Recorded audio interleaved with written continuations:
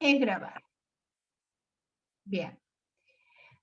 Nosotros venimos de ver a Heráclito y Parménides como dos filósofos presocráticos que van a sentar las características del conocimiento griego en el sentido de la división más absoluta que tiene que ver con el conocimiento, con el acceso al conocimiento y con los modos de reflexionar o especular acerca de la naturaleza.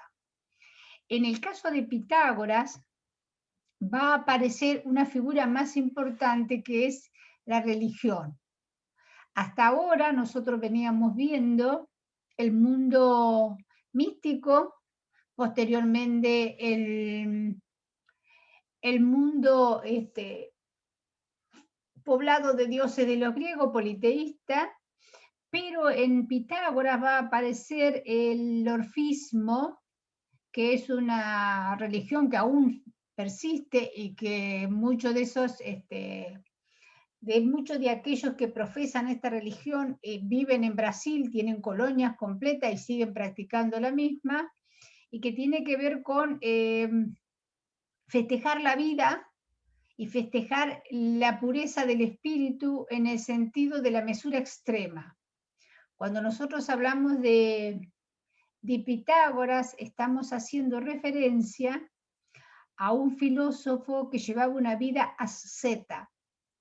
Asceta, esto quiere decir que se privaba de todos los placeres, que se alimentaba solo para sobrevivir y que tenía una abstención rigurosa en lo que tiene que ver con el sexo, con las bebidas, con los banquetes.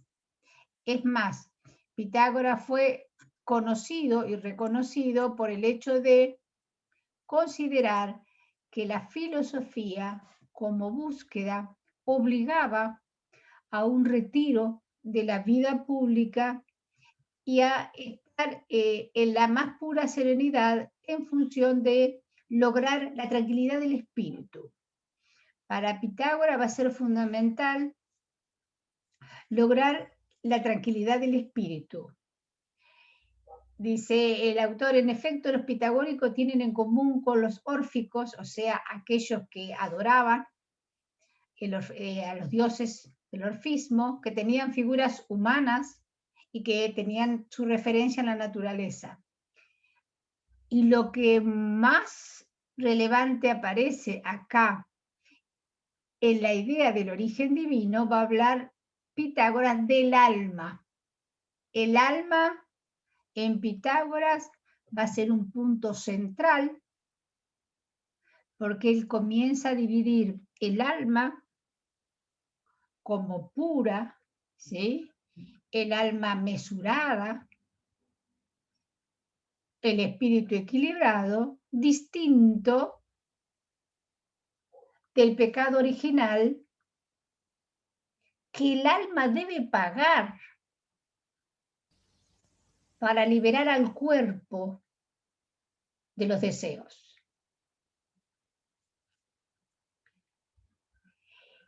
La búsqueda de purificación que hace Pitágoras en el hecho de que el alma deba purificar los pecados de la carne, que tienen que ver con los excesos, está orientada principalmente al hecho de que el alma persiste, los cuerpos mueren y el alma persiste. Y en ese contexto, las almas se reencarnan, transmigran, ¿sí? Las almas transmigran, salen de un cuerpo y van hacia otro cuerpo. De los estadios de purificación de esta alma va a tener que ver con la figura o los seres en los que estos se van a encarnar. ¿Sí? Cuando más pura y más armoniosa sea esa alma, la transmigración se va a llevar a cabo hacia reyes, hombres santos, poderosos, ilustres. Lo principal en Pitágoras es que el alma busca la sabiduría.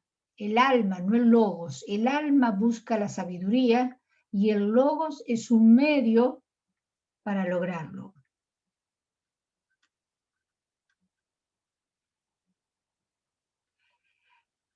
La vida de Pitágoras estaba dedicada a la sabiduría, porque estaba orientada al retorno de las almas.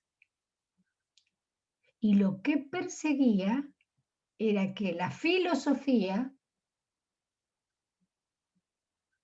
como aquella instrucción del logo, la liberara de los pecados.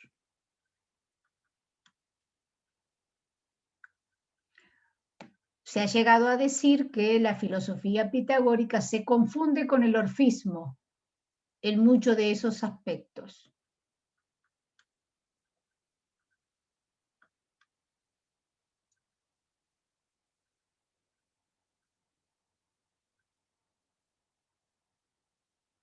La realidad en la que se vincula la naturaleza y Dios tienen como único fin contemplar el cielo y contemplar la naturaleza.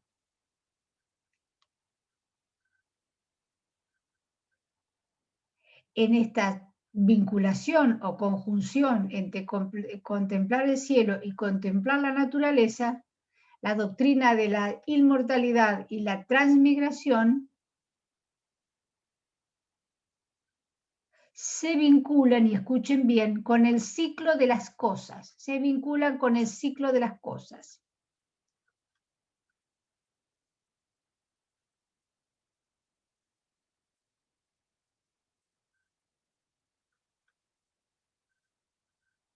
Muy bien.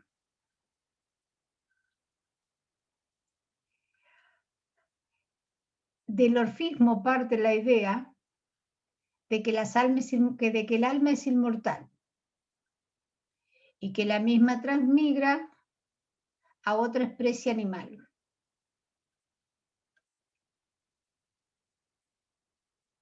En el caso de las mujeres, dice Pitágoras, nos reencarnaríamos en una planta porque somos un estadio bajo del conocimiento. ¿En serio? ¿Te reímos? Fíjense que acá aparece nuevamente la figura de la esfera, ¿sí?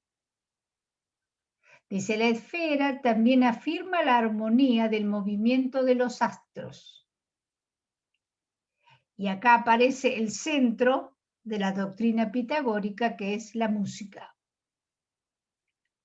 La armonía de los astros, como esferas, van a producir sonidos sinfónicos. ¿Por qué? Porque van generando un desplazamiento que se asemeja al sonido de la lira, que se asemeja al sonido de la lira, que es un instrumento de cuerdas que en esa época existía en Grecia. ¿Sí? De ese modo, Pitágoras va a explicar la armonía celeste relacionada con la armonía de la música.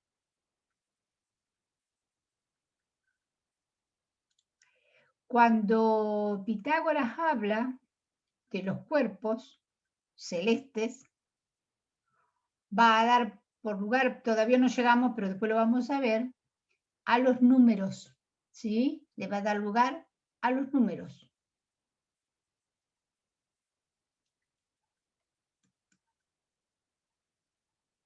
Y él va a partir de reconocer al uno como el principio central.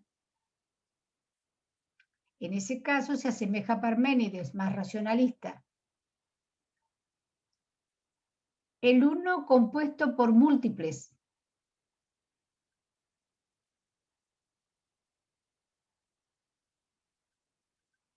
Muy bien.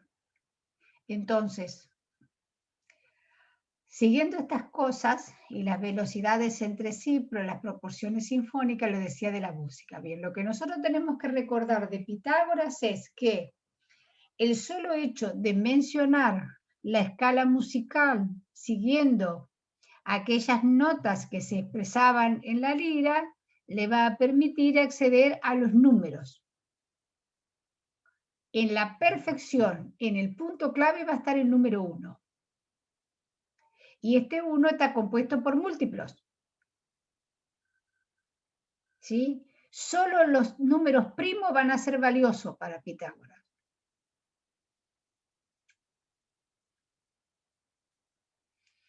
Y en este caso, vamos a pensar en una conjunción entre religión y filosofía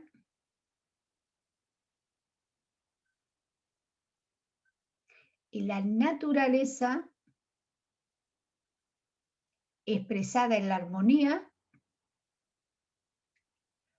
de modo tal que la filosofía pitagórica va a ser netamente formal. Hoy la llamaríamos racional, pero va a ser netamente formal.